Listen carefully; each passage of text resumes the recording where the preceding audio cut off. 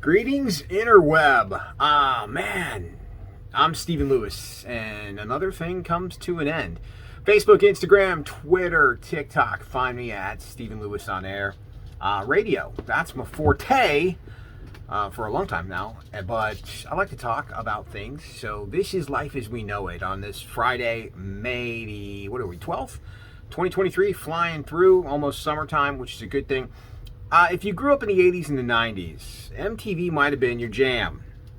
This was prior to it being all ridiculousness and wild and out and bad reality shows. MTV actually started the reality thing, but they shut down the MTV News division. And, you know, for a lot of people now, that might not matter, but if you grew up, that was your source for MTV News. 90s kids, man, especially, Serena Ulchel, ridiculously hot at the time. Chris Conley was cool. Kurt Loder. Man, if Kurt Loder said it, you knew it was true. Kurt Loder said Kurt Cobain died. You didn't question it.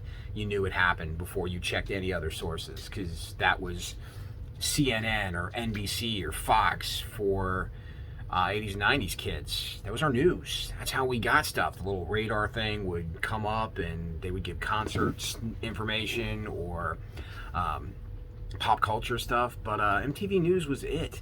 And Kurt Loder, I guess, would be considered, our Peter Jennings kind of thing. So it's kind of sad. I mean, MTV's went through its phases. It stopped playing music a long time ago. I think, early 2000s when TRL was still around was probably the last time they got real when it came to music. And so I find it funny that they have a Video Music Awards, because they haven't really played videos and I can't tell you how long. But you got to give the network some credit. I think it's lost its sense of what its identity actually is anymore. I'm certainly not an expert, but they want adults to tune in, but all their programming caters to 15 and 16-year-olds. And maybe that was always the case, and the rest of us are just older now. I don't know.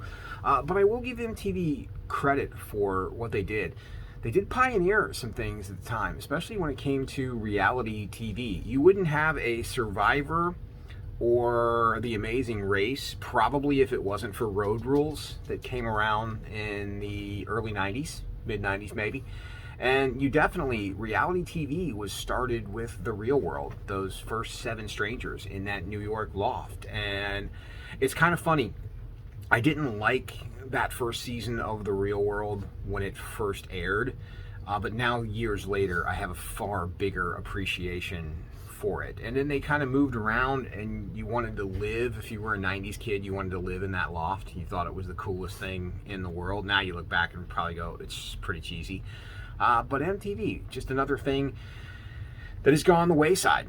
Some of which, the world just kind of ran out of room for. We don't need pagers anymore, so it wasn't sad when that went away. The CD, they got scratched all the time, so it doesn't bother me that CDs aren't around anymore. It's funny, I still like the sound on vinyl, but, as a DJ from time to time, it is nice to not have to cart CDs, vinyl, or anything else. It's so much easier to pull your music off a drive. So there are some technological advances that were better, but it was kind of cool to, in the world of dial-up, we still figured out things by watching stuff like MTV back in the day. It was a lot, it was our gateway to a lot of other things, and there was a flavor for everything, from MTV Raps to Headbangers Ball to TRL to, some of the other various shows. So I give them credit for what they are, and it's sad to see the MTV News go by the wayside. But then again, I guess these days, it's, when it comes to news, it's not about being right, it's just about being first and who clicks when, wherever, right?